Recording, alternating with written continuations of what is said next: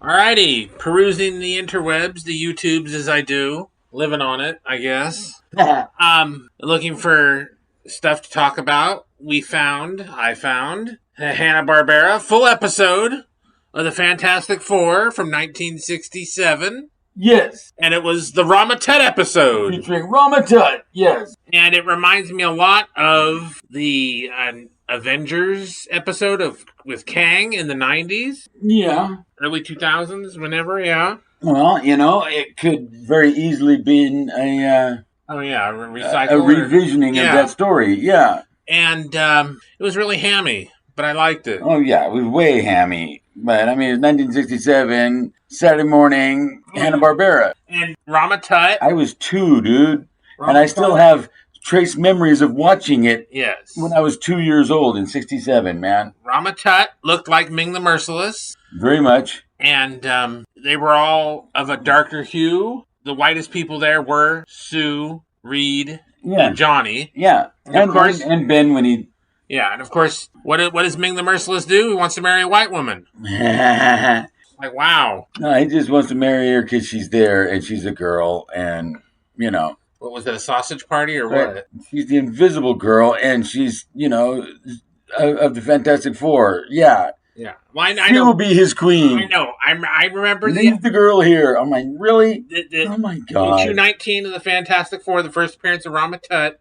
I know all this. That's not the... Right? I was just... but I love how they have like a rogues gallery in their apartment, in their one building, in their one room in their building. Right. And they don't live in a building; they live in an apartment. Looks like they all live together, like some kind of fucking hippie commune. I don't know. And it's the Baxter Building. I know, but it doesn't look like the Baxter Building. There's only like the small little living quarters because the rest of it is Reed's fucking laboratories. Do they go into that in other episodes? I'm sure they must, man. So anyway, the Rogues Gallery. Because it is. He had picture of Dr. Doom, picture of the Super Skrull, and of Claw. Of Claw, yes. Which was really... Ulysses Claw. Yeah, but he was in his... Quite different from our MCU, right? Oh, thank God. Yeah, no. I like the comic book Claw. Yeah, with that goofy mask, helmet, whatever, and his little his little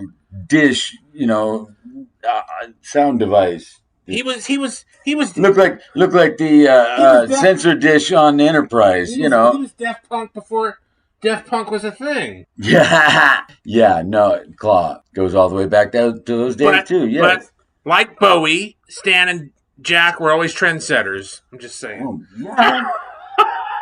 Full on. Yeah. I mean, that outfit that Sue was... Oh, that was hideous. Her wedding gown thing, whatever it was. Oh, God. But you could see it on the runway now. In fact, you probably have. Oh, I hope not. It was all kinds of wrong. It was hideous. Yeah. But, oh, my God. And I love the Sphinx, the time machine. Yes. Because that's also very much in the Avengers Forever books. And it was just all very cool. I dig all of that. I've only seen a handful of these in my adulthood that they were broadcast on, I think, Nickelodeon or somebody. It was Boomerang. Yeah, there was like half a dozen of them or so, and I actually taped them so I could come back and kind of watch them. HS, not Betamax, but No, I mean this was like in 1996 or something. Uh-huh.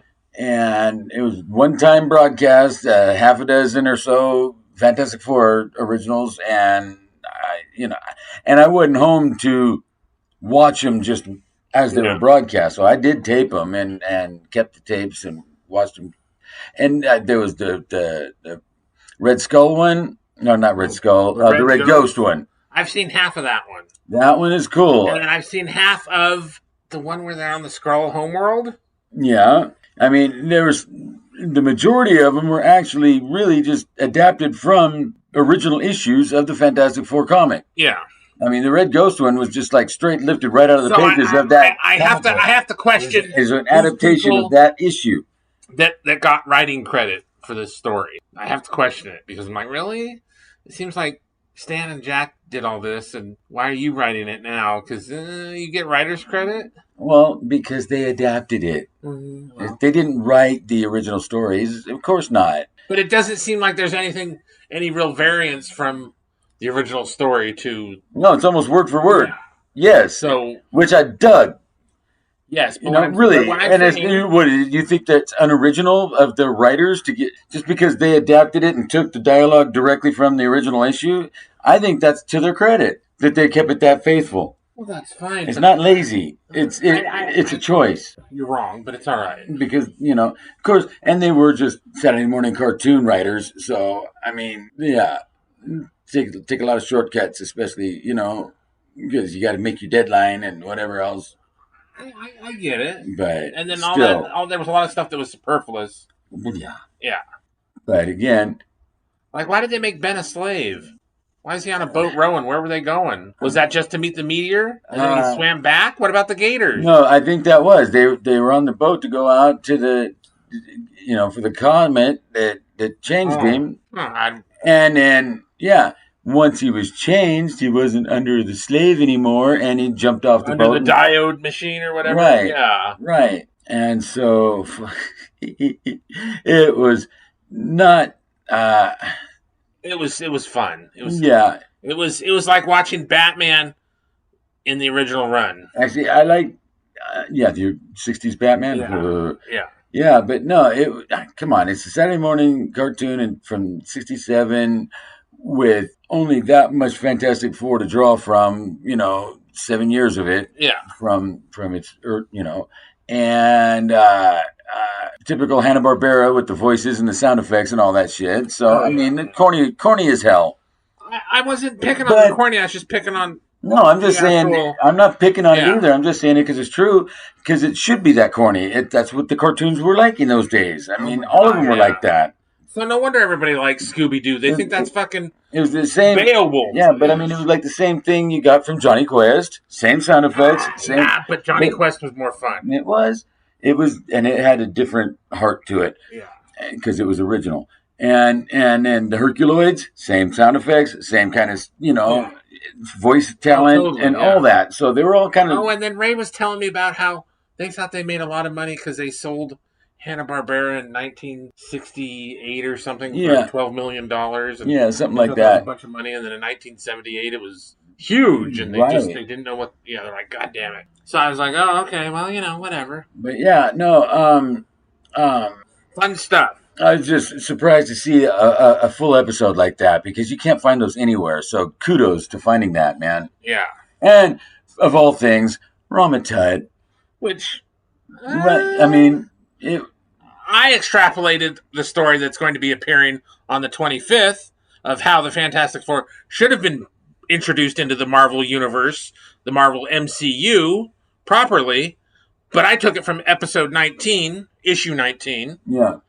But I like that this is very faithful to kind of thing. Yeah. But there is very much Kang and all sorts of other stuff. Connection to Rama Tut through the Fantastic Four. And will eventually, tie to the Kang and all that business. And this is where it started. Yeah. Was, in this cheesy ass story. But I read it in issue 19. I just found this today. What's today's date? Today's 14th of July. July 2025. Yes. And with that... Yeah, man, look it up. Fantastic Four, Rama Tut, original 1967 Fantastic Four, complete episode. We should put a link. But we never do. I know, but we should. Look it up, and it's on the YouTube. Like, share, subscribe.